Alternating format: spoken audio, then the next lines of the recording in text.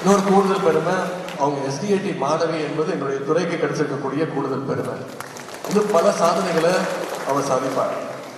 அதே மாதிரி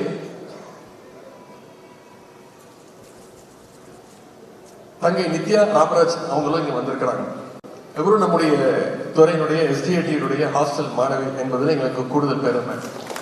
இன்னைக்கு சர்வதேச அளவில் அத்லெட்டிக்ஸ்ல தடகளத்துல இன்னைக்கு கலக்கிட்டு இருக்கிறாங்க சகோதரி நித்யா ராமராஜ் அவர்கள். மற்ற வீரர்களுக்கு குறிப்பா பெண்கள் விளையாட்டுல சாதிக்கணும் அப்படிங்கிறதுக்கு இந்த 2 பேரும் இங்க இருக்கக்கூடிய அத்தனை பேருக்கும் ரோல் மாடலா இன்னைக்கு செயல்பட்டு இருக்கிறாங்க, சாதனை படிச்சுட்டு இருக்கிறாங்க. தங்கைகள் இருவருக்கும் நம்ம அத்தனை பேரும் கைத்தட்டல் மூலமா வாழ்த்துக்களை தெரிவிப்போம்.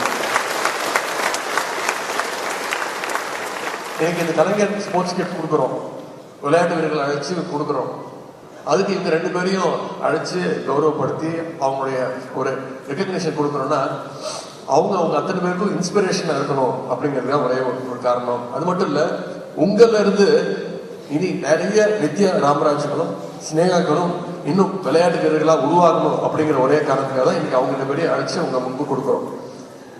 அதுக்காக தான் இன்னைக்கு இந்த கலைஞர் ஸ்போர்ட்ஸ் கிட் திட்டத்தை துவக்கணும், அதை செயல்படுத்தி கொண்டிருக்கிறோம்.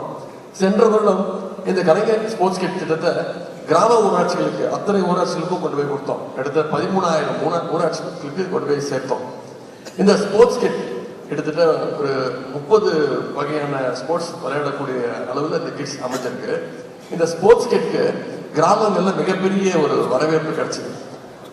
அதுக்காக தான் நம்முடைய முதலமைச்சர் அவர்கள் இது கிராமங்களுக்கு மட்டுமல்ல நகரங்களுக்கும் இதை கொண்டு போய் சேர்க்கணும் அப்படின்னு தான் இந்த திட்டத்தை விரிவாக்கம் செஞ்சாங்க. அதன் அடிப்படையில் தான் கடந்த மாதம் நகர்ப்புறங்கள் இருக்கக்கூடிய உள்ளாட்சி அமைப்புகளுக்கு இந்த கிட்ட கொடுக்க ஆரம்பிச்சோம். அந்த வகையில் இன்னைக்கு 14 மாவட்டங்களுக்கு சுமார் 6,000 கிட்ஸ் இன்னைக்கு இந்த நிகழ்ச்சி மூலமாக போய் சேர இருக்கு. விளையாட்டு உபகரணங்கள் வழங்கும் நிகழ்வில் துணை முதல்வர் உதயநிதி ஸ்டாலின் உரையாற்றியிருக்கிறார். விளையாட்டுத் துறையில் தமிழ்நாடு முதலிடம் வகிப்பதாகவும் விளையாட்டுத் துறையில் பெண்கள் சாதித்து வருவதாகவும் அவர் பெருமிதம் தெரிவித்து பேசியிருக்கிறார். விவரங்களை பின்வரும் செய்திகளில் பார்க்கலாம்.